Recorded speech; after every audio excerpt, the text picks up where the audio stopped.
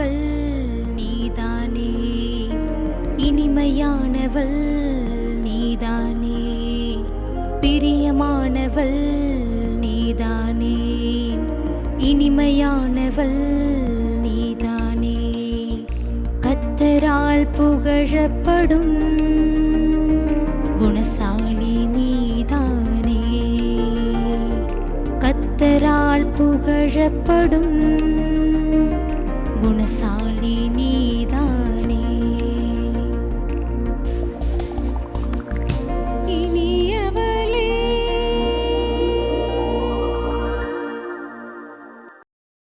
இனியவளே என்ற நிகழ்ச்சியை பார்த்து கொண்டிருக்கிற உங்கள் யாவரையும் ஆண்டவராகிய இயேசு கிறிஸ்துவின் நாமத்தினால வாழ்த்தி வரவேற்கிறோம். இந்த நிகழ்ச்சியை பார்த்துக்கிட்டு இருக்க உங்களுக்கு இது நிகழ்ச்சி மிகவும் பிரயோஜனமாக இருக்குது அப்படின்னு சொல்லி நாங்கள் கர்த்தருக்குள்ளே விசுவாசிக்கிறோம். தொடர்ந்து பாருங்கள், இன்னும் அநேகருக்கு இந்த நிகழ்ச்சியை பற்றி அறிமுகப்படுத்துங்க, அவங்களும் பார்த்து பயனடையட்டும். இப்போவும் கூட நம்ம மத்தியில் அநேக ஆலோசனைகளை கொடுக்கறதுக்காக வனஜாமா வந்திருக்கிறாங்க. அம்மா உங்களை இயேசு கிறிஸ்துவின் நாமத்தினால வாழ்த்து வரவேற்கிறோம். வணக்கம்மா. என்னம்மா காய்கறிகள்லாம் கொண்டு வந்திருக்கீங்க, ஆனால் உங்களுக்கு சத்தியம் சொல்ல போகிறேன் அப்படின்னு சொல்கிறீங்க. காய்கறிகள்லேருந்து எங்களுக்கு என்னம்மா சத்தியம் சொல்ல போகிறீங்க? காய்கறிகள்லேருந்து அநேக சத்தியத்தை நம்ம கற்றுக்கொள்ளலாம்ப்பா. இந்த காய்கறிகளை பார்த்தீங்களா, இது எப்படி இருக்கு? நல்ல பெருசாக இருக்கு இல்லையா? இந்த காய் இது எடுங்க, இது என்ன அழகா அப்படி குண்டா நல்லா இருக்கு. இப்படி ஒவ்வொரு காயும் ஒவ்வொரு விதமாக இருக்குது. கேரட் பார்த்தீங்களா, அழகான கலர். இது பச்சை கலரில் இப்படி ஒவ்வொரு காயும் வடிவம் வித்தியாசமாக இருக்குது. அடுத்து அதனுடைய சுவையும் எப்படி இருக்கும்? வித்தியாசமாக இருக்கும். சில காயை நம்ம என்ன செய்கிறோம்? பொரிக்கிறோம்.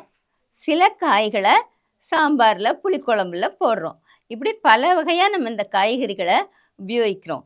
இதில் இது பெரிய காய், அதனால் இதைத்தான் உபயோகிக்கணும். இது அழகாக சின்னதாக இருக்குது, இது நல்லா இருக்கும், இதை மட்டும் உபயோகிப்போம் அப்படின்னு தான் இருக்கோம். அதே போல தான் மனிதர்களையும் நம்ம நிறத்தை வச்சோ அல்லது இனத்தை வச்சோ அவங்களுடைய படிப்பை வச்சோ பணத்தை வச்சோ நம்ம வேறுபாடு பார்க்கவே கூடாது. எல்லாத்தையும் நம்ம என்ன செய்யணும்? நேசிக்கணும். எல்லாரையும் எப்படி பயன்படுத்தணுமோ அப்படி பயன்படுத்தணும். அவங்களோட நல்ல உறவில் இருக்கணும் அப்படின்றத நம்ம இதன் மூலமாக கற்றுக்கொள்கிறோம்ப்பா. நீங்கள் சொன்னது சரிதாம்மா. அநேக நேரங்களில் நம்ம வெளி தோற்றத்தை பார்த்து மனிதர்களை எடை போட்டு அவங்ககிட்ட நம்ம பேசாமல் இருக்கிறது அல்லது அவங்ககிட்ட பேசுறது, இதனால சில நேரங்களில் நம்ம ஃபீல் பண்ணுற மாதிரி ஆயிடுதுமா. உண்மைப்பா. இந்த உலகம் ஒரு மாயைக்குள்ளே விழுந்து கிடக்குதுப்பா. திருமாங்கல்யம் தவிர வேற எந்த ஜுவல்லும் நான் போடுறதில்ல. அதுக்கு காரணம் என்னன்னா, என் கணவர் அந்த மரண தருவாயில் இருந்தப்ப எல்லா வைத்தியரும் கைவிட்டப்ப, அதாவது சித்த வைத்தியம் அலோபதி வைத்தியம் எல்லாம் கைவிட்டப்ப நான் கர்த்தர் பாதத்தை பிடிச்சி எனக்கு என் கணவரை மாத்திரம் கொடுங்க, அவருடைய அனுமதியோடு தான் அப்படி பொருத்தனை பண்ணேன், திருமாங்கல்யம் மாத்திரம் போட்டுக்கிறேன் அப்படின்னு சொல்லி நான் கேட்டு அதன்படி ஆண்டவர் இதுவரைக்கும் அவரை வச்சிருக்கார், காப்பாற்றி கொடுத்தார். ஒரு முறை ஒரு ஸ்கூலில் போய் அந்த பிள்ளைகளுக்கு ப்ரேயர் எடுக்க போயிருந்தேன். அப்போ என் கூட படித்தவங்க தான் ஹைஸ்கூலில், அவங்க தான் அந்த தலைமை ஆசிரியருடைய மனைவி. என்னை ரொம்ப நல்லா வரவேற்றாங்க, பிள்ளைகளை அறிமுகப்படுத்தினாங்க, என்னை ப்ரேயரில் பேச சொன்னாங்க. அந்த தலைமை ஆசிரியரும் மாதம் நீங்கள் வர முடியுமான்னு கேட்டார். எங்கள் ஆசிரியர்களுக்கும் நீங்கள் எடுக்கணும்னு சொல்லி சொன்னார். நான் அப்போ வேலை பார்த்துக்கிட்டு இருந்தேன். அப்போ நான் சொன்னேன், மாதம் நான் வர முடியாது, ரொம்ப தூரம் வேறு, நான் வேலை பார்க்குற இடத்துக்கும் இப்போ நான் வந்திருக்க ஸ்கூலுக்கும் நிறைய, இது வேறு இடம், அது வேறு இடம், வேறு ஊர். அடுத்த கொஞ்ச நாள் போச்சு, ஒரு கல்யாண வீடு. அந்த கல்யாண வீட்டுக்கு நான் போயிருக்கேன்ப்பா. நான் இது மட்டும் தானே போட்டுப்பேன். கல்யாண வீட்டுக்கு வர்றவங்க எப்படி வந்திருப்பாங்கன்னு தெரியும் இல்லையா அவங்களுக்கு? நிறையா போட்டு நிறையா போட்டு வந்திருக்காங்க. இவங்களும் அந்த கல்யாண வீட்டுக்கு வந்திருக்காங்க. பெரிய கரையுள்ள பட்டு சேலை கட்டி நிறையா நகை போட்டு அப்படி அழகா பூ வச்சு அவங்க வந்திருக்காங்க. நான் அப்போ தான் உள்ளே என்ட்ரு ஆகிறேன்னா அவங்கள பார்த்தோன்னே எனக்கு ஒரே சந்தோஷம். நான் இது மட்டும் தானே போடுவேன், அது மட்டும் தான் போட்டிருக்கேன். அவங்கள பார்த்தோன்னே நான் அவங்கள நோக்கி 2 அடி எடுத்து வச்சேன்ப்பா. அவங்க அப்படியே நைஸாக என்னை பார்க்காத மாதிரி நகண்டு அப்படியே போயிட்டாங்க. ஒருவேளை அவங்க நினச்சிருக்கலாம், இது ஒரு பஞ்சப்பிரதேசி மாதிரி இருக்குது, இது கூட பேசினா மற்றவங்க நம்மளை தரக்குறைவாக நினச்சிருவாங்களோன்னு அவங்க நினச்சிருக்கலாம். இது தவறில்ல. ஆமாம்மா. முந்தி காலங்கள்லாம் தோள் கொடுப்பான் தோழன் அப்படின்னு சொல்லுவாங்க. இப்போ எல்லாரும் கலர் பார்த்து, நிறம் பார்த்து, ஸ்டேட்டஸ் பார்த்து, அந்தஸ்து பார்த்து பழகுறனால இப்போ தோள் கொடுப்பான் தோழன்னு நம்ம சொல்ல முடியல. கொஞ்ச நாள் பழகுறாங்க, அப்புறம் எப்படி விலகுறாங்கன்னு தெரியல, விலகிடுறாங்க. இப்படி இல்லாமல் இந்த காய்கறிகளை போல் நம்ம எல்லார்கிட்டையும் ஒன்று போல் பழகணும் அப்படின்னு சொல்ல வரீங்க, அப்படிதானம்மா? ஆமாம்மா. அப்புறம் இன்னொன்று, தன் மகனுக்கு பெண் தேடும் பொழுதோ அல்லது மகளுக்கு ஒரு மாப்பிள்ளை பார்க்கும் பொழுதோ என்ன செய்கிறாங்க? நிறம் பார்க்குறாங்க, அதுக்கப்புறம் குணம் பார்க்குறாங்களா, அதை பற்றி இல்லை. கவலைப்படுறதில்ல. பணம் இருக்கா, என் பிள்ளை வசதியாக இருப்பாளா, இப்படி தான் யோசிக்கிறாங்க இல்லையா? அந்தஸ்து எப்படி இருக்கு, அவங்க குடும்பம் எப்படி இருக்கு, இதெல்லாம் யோசித்து தான் செலக்ட் பண்ணுறாங்களே தவிர இந்த பொண்ணு கடவுளுக்கு பயந்த பொண்ணா, நல்ல குணசாலியான்னு பார்க்கறதில்ல. அதே போல் அந்த பையனும் கடவுளுக்கு பயந்தவனா இருக்கானா, ஒரு கெட்ட பழக்கமும் அவன்கிட்ட இல்லையா, ரட்சிக்கப்பட்டிருக்கானா, இப்படி தேடுறாங்களாப்பா. அப்படி தேடும் பொழுது சில சமயத்தில் உயரம் குறைந்த கணவனுக்கு உயரமான ஒரு பெண் அமையறா, இல்லை உயரமான ஒரு மாப்பிள்ளைக்கு கொஞ்சம் குட்டையான பொண்ணு வர்றா. ஆனால் அவங்க வாழ்க்கை எப்படி இருக்கு? சந்தோஷமா இருக்கு. எப்படி இந்த காய்கறிகள்லாம் ஒன்று சேர்ந்து ஒரு நல்ல ஒரு குழம்ப தருது அல்லது ஒரு கூட்டை தருதோ, அதே போல் அவங்களுடைய வாழ்க்கை கர்த்தருக்கு பயந்து அவங்க செலக்ட் பண்ணாங்கன்னா அவங்க வாழ்க்கை இனிமையாக இருக்கும்ப்பா. இன்னொன்னுமா, நீங்கள் சொல்லவும் எனக்கும் இந்த காய்கறிகளை பார்த்தது எனக்கு ஒன்று தோணுச்சுமா. தனியாக கேரட்டுன்னு எடுத்துக்கிட்டா அது இனிப்பாக தான் இருக்குது. கேரட்டு, கத்திரிக்காய், முருங்கைக்காய் அப்படின்னு சாம்பாரில் ஒன்றா போட்டு சாப்பிடும்போது அது டேஸ்ட் ஆயிடுது. ஆமாப்பா, அது சுவை தனி. ஆமாம்மா. அதே மாதிரி மாங்காய் போட்டால் இன்னும் கொஞ்சம் டேஸ்டா இருக்கும். ஆனால் மாங்காவை தனியாக சாப்பிடும்போது புளிப்பு வாயில் வைக்கவே முடியல, ஆனால் உள்ளே போடும்போது அது டேஸ்ட் ஆயிடுது. அதே போல் பலதரப்பட்ட மனிதர்களோட தேவன் நம்மளை இணைக்கிறார்.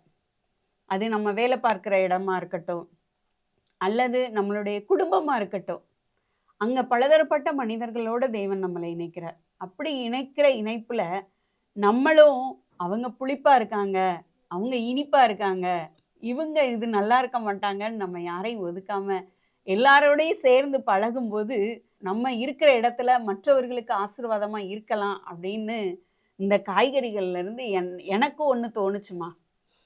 அடுத்துப்பா, அந்த காலத்தில் பெரும்பாலும் கூட்டு குடும்பம் தான். இன்னைக்கு பார்த்தா கல்யாணம் ஆன அடுத்த நாளே கொண்டு போய் என்ன செய்கிறாங்க? தனி கொடுத்துன்னு வச்சிடறாங்க. அவங்க வைக்கிறாங்களோ இல்லையா, இவங்களே கிளம்பிடுவாங்க, இந்த மாப்பிள்ளை பெண்ணை கிளம்பிடுவாங்க. அந்த காலத்தில் கூட்டு குடும்பம். அப்போ இந்த புதுசாக திருமணமாகி போகிற பொண்ணுக்கு அங்கே ஒரே பயமாக தான் இருக்கும். வீட்டில் அவள் இளவரசியாக அப்படி வாழ்ந்திருப்பா. ஆனால் இங்கே அவள் போகும் பொழுது அவளுக்கு ஒரே யோசனையாக இருக்கும். அதனால என்ன செய்வாங்களாம், அந்த காலத்தில் அந்த பெண்ணிட்ட என்ன கொடுத்துடுவாங்க தெரியுமா? இப்போ என்ன கொடுக்குறாங்க? முறுக்கு அதிரசம் கொடுப்பாங்கம்மா. அந்த காலத்தில் முறுக்கு அதிரசம், இப்போ லட்டு கொடுத்துக்குறாங்க இல்லையா? இப்போ லட்டும் கொடுக்குறாங்க, ஒரு சிலர் மிச்சர்லாம் கொடுப்பாங்க. அந்த காலத்தில் பொரிவிளங்காய் உருண்டைன்னு ஒன்று இருக்கும். அதெல்லாம் நான் கேள்விப்பட்டதே இல்லைம்மா. அது நல்ல டேஸ்ட்டாக தான்ப்பா இருக்கும். அது முறுக்கு அதிரசம் இந்த மூணையும் கொடுத்து விடுவாங்க. எதுக்கு கொடுக்குறாங்க தெரியுமா? அந்த பொண்ணுக்கு அதன் மூலம் ஒரு பாடம் சொல்லி தராங்க. நம்ம பார்க்குறப்ப இது தின்பண்டம். அப்படியாம்மா? ஆமாப்பா. நீ வீட்டுக்கு போன உடனே அங்கே உனக்கு கீழே உன் கொழுந்தனார் இருப்பான், அவன் கொஞ்சம் அப்படி முறுக்கிக்கிட்டு திரிவான். உன்னோட நாத்தனார் இருப்பா, நீ பெரிய இதாக்கும் அப்படின்னு அவள் ஒரு மாதிரி நடந்துக்குவா. இப்படி ஒவ்வொருத்தரும் ஒவ்வொரு விதமாக இருப்பாங்க. ஏன் இப்படி இருக்காங்க அப்படின்னு சொல்கிறது உனக்கு பொருள் விளங்காது. அதுதான் பொறி விளங்கா உருண்டை சொல்லுது. அப்படி அடுத்து முறுக்கு, அவங்க கொஞ்சம் முறுக்கிக்கிட்டு தான் இருப்பாங்க. நீ புதுசாக போயிருக்க இல்லையா, நீ அப்படி எழும்பிடக்கூடாதுன்றதுக்காக இதை புரிஞ்சுக்கிட்டு யார் யார் எப்படின்னு தெரிஞ்சுக்கிட்டு அதுக்கேற்றபடி நீ நல்ல அன்பு செலுத்தி வாழ்வாயானால், விட்டு கொடுத்து வாழ்வாயானால் உன் வாழ்க்கை அதிரசமாக இருக்கும், ஆனந்தமாக இருக்கும் அப்படின்றதத்தான் அந்த பொண்ணுக்கு உணர்த்துவதற்கு இதை அந்த தாய் வீட்டில் கொடுத்து விடுவாங்களாம். நல்லா இருக்குல்லப்பா? சூப்பராக இருக்குமா. இப்படி ஒரு சத்தியம் இருக்குன்னே தெரியாதுமா. ஆனால் என் கல்யாணத்துக்கு எங்கள் அம்மா முறுக்கு அதிரசம் போட்டு விட்டாங்கம்மா. பத்தியா சொல்லியிருக்காங்க. ஆனால் எங்கள் அம்மா இப்படி சொல்லலை, அதனால எனக்கு எதுக்குன்னே தெரிலம்மா. ஏதோ சடங்கு போல அப்படின்னு நினச்சிக்கிட்டேன். சில சம்பிரதாயங்கள்ல பல சத்தியங்கள் இருக்கு. அத ஆமாப்பா. உங்க மூலமா ஆண்டவர் எங்களுக்கு கற்றுக் கொடுத்திருக்கிறாருமா. வேற என்னம்மா அந்த காயில இருந்து நம்ம பார்க்குறோம்? இந்த காய் ஒவ்வொன்றும் ஒவ்வொரு சுவை, ஒரு சத்து எல்லாத்தையும் கொடுக்குது. ஆனால் இது எல்லாம் கலந்து நம்ம உபயோகிக்கும் பொழுது நமக்கு அந்த சத்துக்கள் கிடைக்குது. அடுத்து வெறும் காயை மட்டும் நீ போட்டு ஒரு குழம்பு வைக்கிறேன்னு வச்சுக்கோ, அந்த உப்பு போடலைன்னா இது சுவையாக இருக்குமா? இருக்காதுமா. சத்துள்ளது தான், ம். ஆனால் சுவை கொடுக்குமா? கொடுக்காதுமா. கொடுக்காது. அப்போ என்ன செய்யணும்? அதில் உப்பு போடணுமா? போடணும். அது எதை காட்டுதுன்னு நினைக்கிற? எதம்மா கட்டுது? எனக்கு தெரியலையேம்மா. டக்குன்னு கேட்டீங்க. ஆமாப்பா. ஒவ்வொரு காய்க்குள்ளேயும் தனித்தனி டேஸ்ட் இருக்கு. ஆமாம். அதே மாதிரி ஒவ்வொருத்தருக்குள்ளேயும் ஒவ்வொரு குணங்கள் இருக்கு. ம். இந்த உப்பு என்னதுமா? எனக்கு புரியலையேம்மா. அந்த சுவையை வெளியே கொண்டு வருதுப்பா இந்த உப்பு. இது கரையுது, கரைஞ்சி ஒவ்வொரு காய்க்குள்ள இருக்கிற அந்த சத்துக்களையும் சுவையையும் வெளியே கொண்டு வந்து நம்மளை சந்தோஷப்படுத்துது சாப்பிட்றப்ப. ஆமாம்மா, உண்மைம்மா. இதே போல ஒவ்வொருத்தர்கிட்டையும் ஒவ்வொரு தாளந்து இருக்கு. ஆமாம்மா. இந்த தாளந்த அவன் இஷ்டத்துக்கு பயன்படுத்தாம கடவுள் கரத்துல அவன் ஒப்பு கொடுத்து கடவுள் சொல்றதுக்கு கீழ்ப்படிந்து ஆண்டவருடைய செட்டைக்குள்ள அடங்கி இருப்பான்னா அவனுக்கும் அது பிரயோஜனமா இருக்கும், மற்றவர்களுக்கும் அது பிரயோஜனமா இருக்கும். எப்படி இதை சாப்பிட்டு நம்ம சந்தோஷப்பட்டு நம்ம சரீரத்துக்கு சக்தியை கொண்டு வர்றோமோ அதே போலதான் ஒரு பையன், ஒரு வாலிப பையன்பா, அவன் ரொம்ப அழகா புல்லாங்குழல் வாசிப்பான். ரொம்ப நல்லா இருக்கும். கிறிஸ்தவ பையன். அவரும் அந்த சபையில அவங்க அப்பா ஒரு முக்கியமானவர் தான். ஆனா இவன் ஒரே பையன் பார்த்தீங்களா, ரொம்ப செல்லம் அப்பாவுக்கும் அம்மாவுக்கும். அதன் விளைவு அவன் நல்ல ஒழுக்கத்தோட வளரல. இவனுக்கு ஆண்டவர் கொடுத்த தாளந்த இவன் ஆண்டவருக்கு அர்ப்பணிக்கல. அவன் வாழ்க்கை ஒன்றுமில்லாம போச்சுப்பா. கடைசி இப்போ அவன் இறந்தே போயிட்டான். அவன் மட்டும் அவனுக்கு கொடுத்த அந்த தாளந்த ஆண்டவற்றை கொடுத்துருந்தானா இன்னைக்கு அவன் ஒரு சிறப்பான ஊழியக்காரனா திகழ்ந்திருப்பான். அதே போலதான் நம்மகிட்ட இருக்க திறமைகள், தாளந்துகள் வெளிவர நம்ம ஆண்டவர் பாதத்துல காத்திருந்து அவருக்கு அடங்கி இருக்கணும்.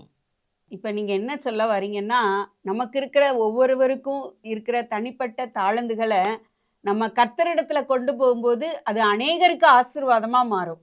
கர்த்தர்கிட்ட நம்ம கொண்டு போகாமல் நம்ம சுய முயற்சியில் எனக்கு இதை என்னால் இதை முடியும், என்கிட்ட இந்த டேலண்ட் இருக்குது அப்படின்னு சொல்லி நம்ம செய்யும்போது அது அநேகருக்கும் ஆசீர்வாதமாக இருக்காது. ஏன் நமக்கே அது ஆசீர்வாதமாக இருக்காது அப்படின்னு நீங்கள் சொல்ல வரீங்க. அப்படிதானம்மா? ஆமாப்பா. நீங்கள் எங்களுக்கு இந்த காய்கறிகள்ல இருந்து நீங்கள் எங்களுக்கு கற்றுத்தந்த இந்த வார்த்தைகள் எங்களுடைய வாழ்க்கைக்கு ரொம்ப பிரயோஜனமாக இருக்கும்மா. ரெண்டாவது, நம்ம பழக்கப்பட்ட காரியங்கள்ல இருந்து நம்ம ஒரு காரியத்தை கற்றுக்கொண்டோம்னா அது எப்பவுமே மறக்காது. ஆமா, சமைக்கும் பொழுதே அது ஞாபகம் வரும் இல்லப்பா? ஆமாம்மா. இனிமேல் எங்களுக்கு காய்கறிகளை பார்த்தாலே நீங்கள் சொன்ன இந்த 3 பாயிண்ட் தாம்மா எங்களுக்கு ஞாபகம் வரும்.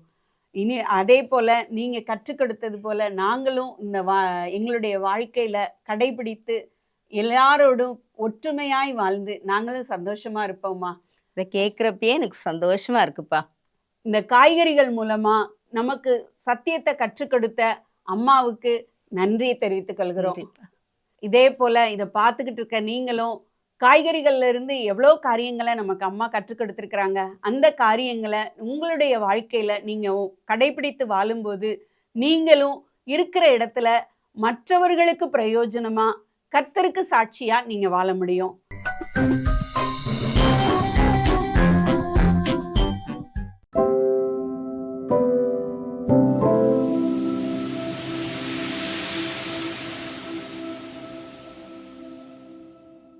ஆண்டவராக இயேசு கிறிஸ்துவின் நாமத்தினாலே இந்த இனியவலை நிகழ்ச்சியை பார்க்கிற உங்கள் அனைவரையும் இயேசுவின் நாமத்தினாலே வாழ்த்துக்கிறேன். இந்த இனியவலை நிகழ்ச்சி கண்டிப்பாக உங்களுக்கு ரொம்ப பிரயோஜனமாக இருக்கும் அப்படின்னு சொல்லி நான் நம்புகிறேன். இதில் விதவிதமான செய்திகள், நிறைய உரையாடல்கள், இதன் மூலமாக நிறைய காரியங்களை நீங்கள் அறிந்து கொள்வீங்க.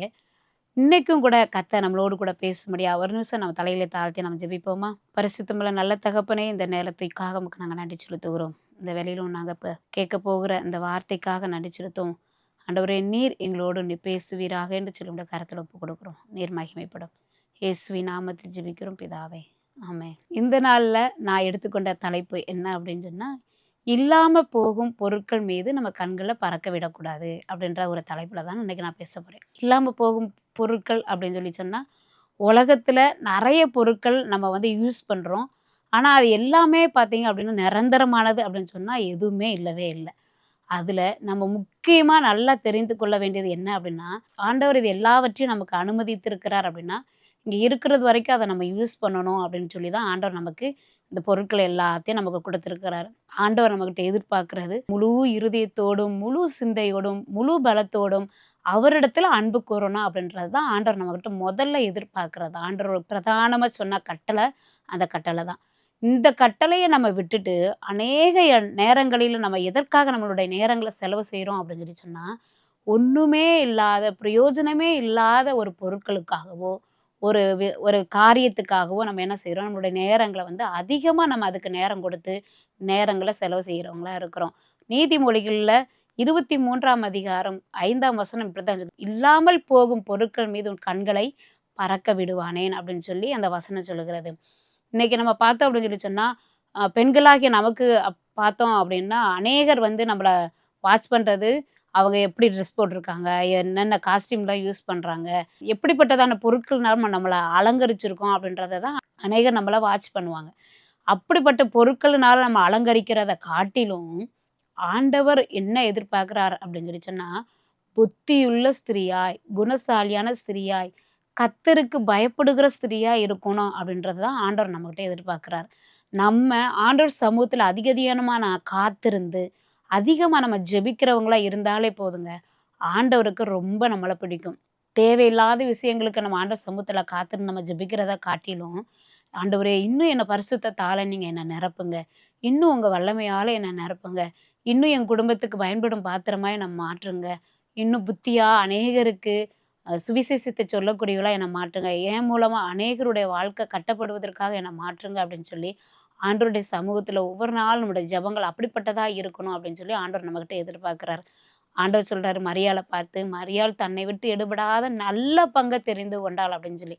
அப்ப ஆண்டவர் நம்மகிட்ட எதிர்பார்க்கிறதெல்லாம், அவருடைய வேதத்தின்படி நம்ம நடக்கிற, வேதத்தின்படி நம்ம வாழ, அந்த வேதத்தை விட்டு பிரியாம இருக்க, அவர் சமூகத்தை விட்டு பிரியாம இருக்கிறது தான் ஆண்டவர் அதிகமா நம்மகிட்ட எதிர்பார்க்கிறார். ஆனா இன்னைக்கு நம்மளுடைய கண் எது மேல இருக்கு? நம்மளுடைய சிந்தை எது மேல இருக்கு? நம்ம இருதயம் எது மேல இருக்கு? அப்படின்றத இன்னைக்கு நம்ம ஒரு நிமிஷம் நம்ம யோசித்து பார்ப்போம். ஆண்டவர் நம்மகிட்ட எதிர்பார்க்கிறது எல்லாமே, நம்முடைய சிந்தையா இருந்தாலும், நம்முடைய நினைவுகளா இருந்தாலும், நம்முடைய கண்களா இருந்தாலும், நம்முடைய இருதயமா இருந்தாலும், அவர் மேல முதல்ல வைக்கணும் அப்படின்னு சொல்லி தான் ஆண்டவர் நம்மகிட்ட எதிர்பார்க்கிறார். நம்ம நெறைய காரியங்கள், அந்த உலக காரியங்கள் எல்லாவற்றிலும் நம்ம அலைஞ்சு திரிஞ்சு அந்த காரியங்களுக்காக நம்ம ரொம்ப பிரயாசப்படலாம். எக்ஸாம்பிளுக்கு பார்த்தீங்க அப்படின்னு சொல்லி சொன்னா, வீட்டு பொருள்கள நம்ம வாங்கணும் அப்படின்றதுக்காக, எத்தனையோ கடைகள்ல நம்ம ஏறி ஏறி நம்ம இறங்கலாம். ஆனா, அது எல்லாமே நம்ம வீட்ல கொஞ்ச நாள் தான் நம்ம யூஸ் பண்ணுவோம். ஆனா, ஆண்டவருடைய சமூகத்துல நம்ம காத்திருக்கிற அந்த காரியம் பார்த்தீங்க அப்படின்னு சொல்லி சொன்னா, ஆண்டவருடைய சமூகத்துல நம்ம காத்திருக்கிற அந்த நேரம், அந்த நிமிஷம், அது எல்லாமே ஆண்டவர் வந்து விலையேற பெற்றதா மாற்றக்கூடியவரா இருக்கிறார். அப்ப ஒவ்வொரு நிமிஷமும் அவர் சமூகத்துல காத்திருக்கிறத ஆண்டவர் நம்மகிட்ட ரொம்ப எதிர்பார்த்திருக்கிறார். மரியாள் அவருடைய பாதத்துல அமர்ந்திருந்தத தான் ஆண்டவர் ரொம்ப ஹைலைட்டா சொல்றத நம்ம வாசிக்கிறோம். மார்த்தாள் நெறைய காரியங்கள குறிச்சு கவலைப்படுறாங்க. ஆனா, ஆண்டவர் எதிர்பார்க்கிறது, மரியாளைப் போல தன்னுடைய பாதத்தன் அருகே உட்கார்ந்து, ஆண்டவருடைய வார்த்தைய கேட்கணும் அப்படின்னு சொல்லி தான். அந்த வார்த்தை நமக்கு இக்கட்டான சூழ்நிலைகளா இருக்கும்போது, நம்மளை உயிர்ப்பிக்கக்கூடிய வார்த்தைகளா இருக்கும் அப்படின்றத ஆண்டவர் வந்து அத நமக்கு உணர்த்துகிறாருங்க. ஒவ்வொரு நாளும் நம்மளுடைய பார்வை, நம்மளுடைய சிந்தனைகள் எல்லாவற்றிலுமே கர்த்தரை பிரியப்படுத்தக்கூடியதா இருக்கணும். அதன் மூலமா ஆண்டவருடைய நாமத்த மகிமைப்படுத்தக்கூடியதா இருக்கும். வேற ஒன்றும் வேணாம். நெறைய காரியங்கள வந்து நம்மள அழகுபடுத்துறதுக்காக நம்ம செய்து கொண்டு இருக்கிறோம்னு வச்சுக்கோங்களேன். அதன் மூலமா என்ன பிரயோஜனம் இருக்கு சொல்லுங்க பாப்போம். அந்த அழகு நிமித்தமாக நமக்கு என்ன ஒரு பலனும் கிடைக்க போறதே இல்ல. ஒருவேள அநேகர் பார்த்து சொல்லலாம், "சூப்பரா இருக்கீங்க, அழகா இருக்கீங்க, உங்க ட்ரெஸ்ஸிங் சூப்பர், உங்க ஹேர் ஸ்டைல் சூப்பர்" அப்படின்னு சொல்லி ஒரு வேள நம்மள புகழலாம். ஆனா அந்த புகழ் நமக்கு தேவையே இல்லங்க. கர்த்தருக்கு பயப்படுகிற ஸ்திரீ தான் புகழப்படுவான். ஆண்டவர் அந்த அழகு குறிச்சு பைபிள்ல என்ன தெரியுமா சொல்றாரு? "அழகு வீண், சௌந்தரியம் வஞ்சனையுள்ளது" அப்படின்னு சொல்லி ஆண்டவருடைய வசனம் சொல்லுதுங்க. ஆனா ஆண்டவர் நம்மகிட்ட எதிர்பார்க்கிறது கர்த்தருக்கு பயப்படுகிறவளா, புத்தியுள்ள ஸ்திரியா, குணசாலியா இருக்கணும் அப்படின்னு சொல்லி தான் ஆண்டவர் நம்மகிட்ட எதிர்பார்க்கிறார். ஒவ்வொரு நாளும் ஆண்டவருடைய சமூகத்துல நம்ம காத்திருக்கிறத, ஆண்டவர்கிட்ட வந்து நிறைய காரியங்கள் நம்ம கற்றுக்கொள்ளக்கூடியவர்களாய், வேதத்தின் மகத்துவங்களை கற்றுக்கொள்ளுகிறவர்களா நம்ம மாறணும் அப்படின்றத ஆண்டவர் நம்மகிட்ட எதிர்பார்க்கிறதான காரியம். ஒவ்வொரு நாளும் ஆண்டவர் எதை என்கிட்ட எதிர்பார்க்கிறார்? ஒருவேளை என்கிட்ட ஒரு கெட்ட சுபாவம் இருக்கா? என்கிட்ட ஒரு கெட்ட காரியங்கள் இருக்கா? ஆண்டவருக்கு பிடிக்காத காரியங்கள் என்கிட்ட இருக்கா? அத நான் விடணும் அப்படின்னு சொல்லி வாஞ்சையா நான் இருக்கணும். ஆண்டவருடைய கண் நம்மளை பார்த்து கொண்டு இருக்கிறது.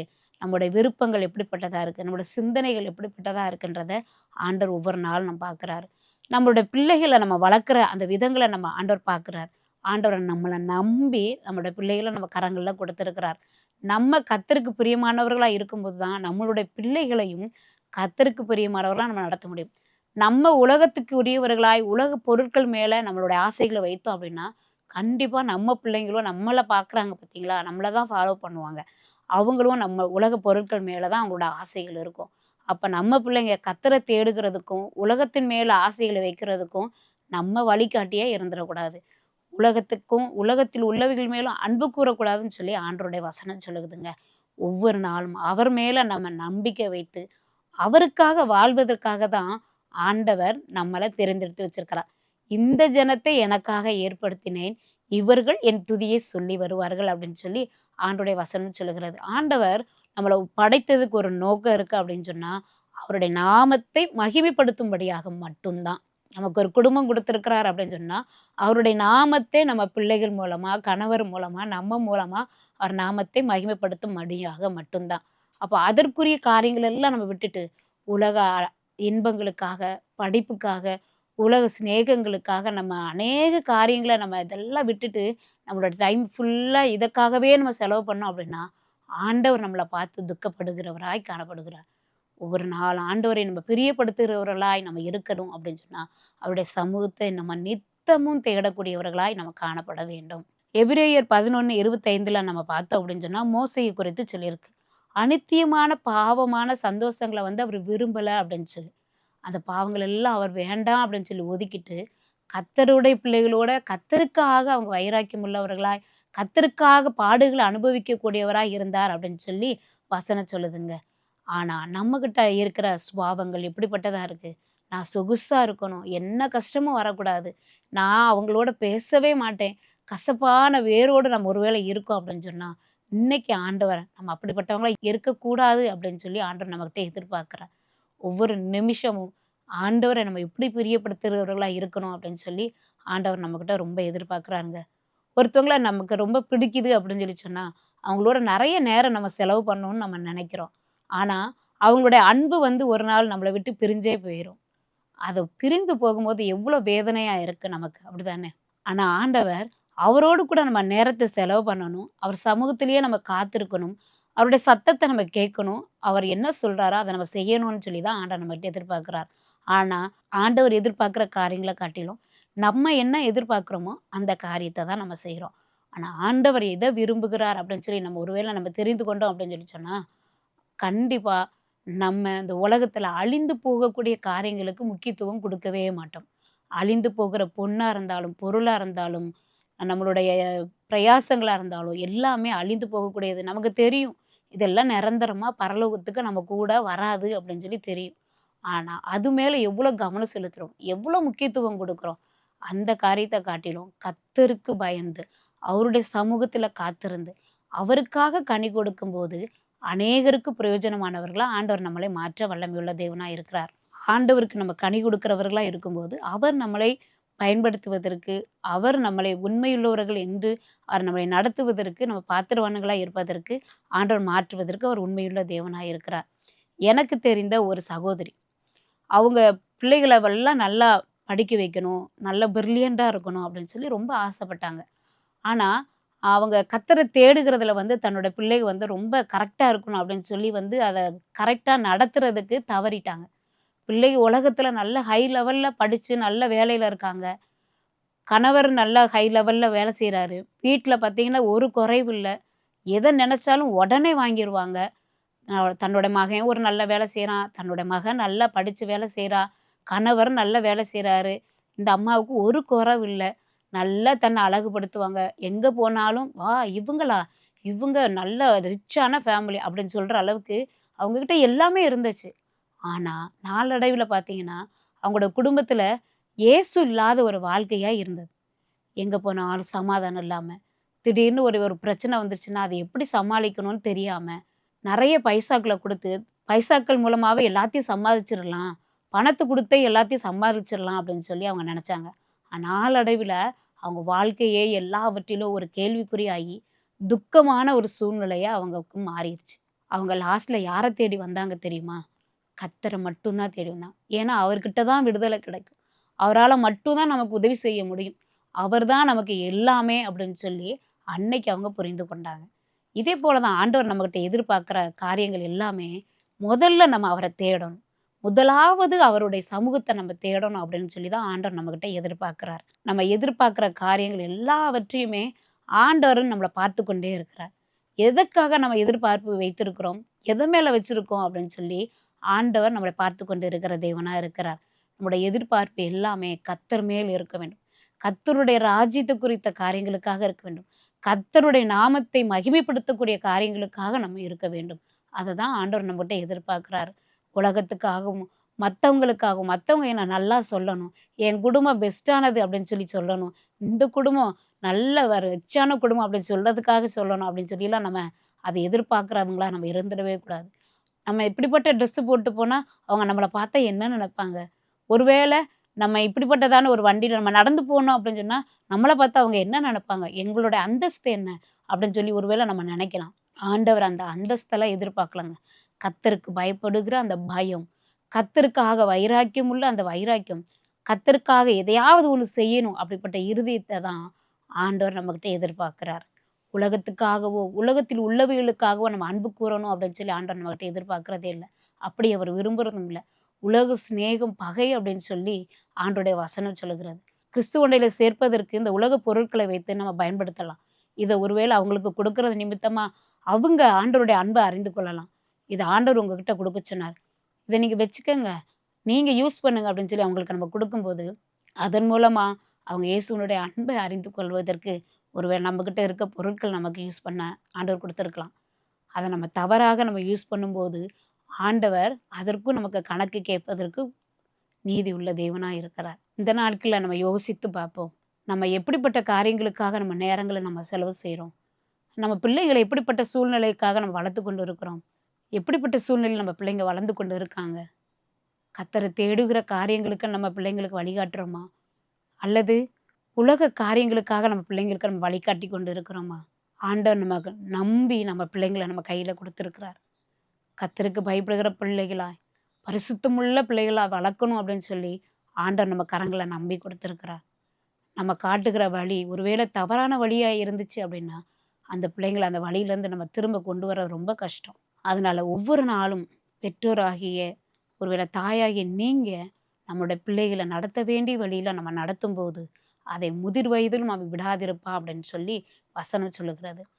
இதனால நம்மளோட பிள்ளைகள நம்ம யாரை நோக்கி நம்ம நடத்துகிறோம்? வேத வசனங்களை சொல்லி நம்ம நடத்துகிறோமா? அல்லது உன்னால முடியும். உனக்கு நல்ல திறமை இருக்கு. நீ நல்லா படிச்சிருக்க. நீ உன்னோட ஞானத்தினால எல்லாத்தையும் செஞ்சிரலாம். இவ்ளோ சம்பளம் வாங்குற. இவ்ளோ பைசா குடுத்து அந்த காரியத்த நம்ம சாதிச்சிடலாம் அப்படின்னு சொல்லி நம்ம பிள்ளைகள நம்ம நடத்துறோமா? எல்லாத்தையும் ஆண்டவர் பார்த்து கொண்டே இருக்கிறார்.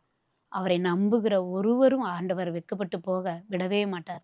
நம்மளோட பிள்ளைகள கர்த்தருக்கு நேராக நம்ம நடத்தும்போது, அவர் உண்மையுள்ள தேவனாயிருந்து, ஒவ்வொரு நாளும் நம்ம பிள்ளைகளுக்கு நல்ல வழிகளை காட்டுவதற்கு ஆண்டவர் போதுமான தேவனாய் இருக்கிறார்.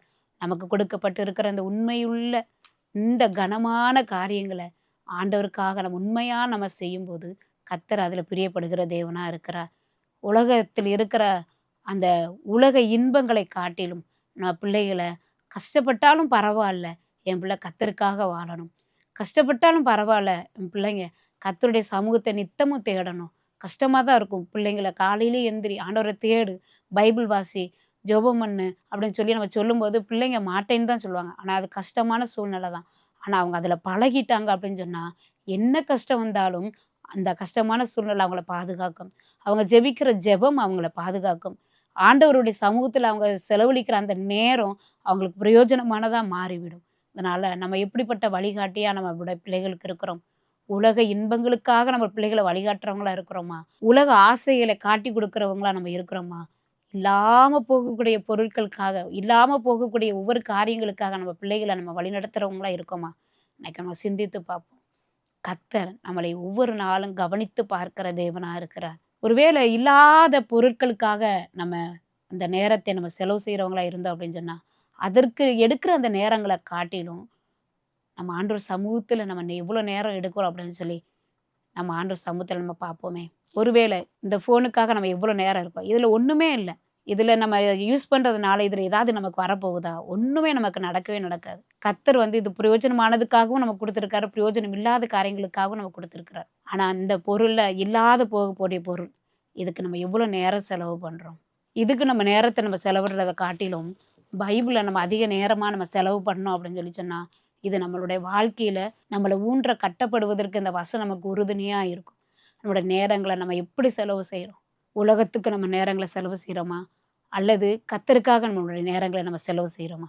அதனால நம்ம யோசித்து பார்த்து, ஒரு நிமிஷம் கண்களை மூடி நம்ம ஜெபிப்போமா? சர்வ வல்லமையுள்ள தேவனே உமக்கு நாங்க நன்றி செலுத்துகிறோம்ப்பா. எங்க கரங்கள்ல கொடுத்திருக்கிற நேரமா இருந்தாலும், பிள்ளைகளா இருந்தாலும், ஆண்டவரே பொருட்களா இருந்தாலும், ஆண்டவரே அதை நாங்க எப்படி செலவு செய்கிறோம்?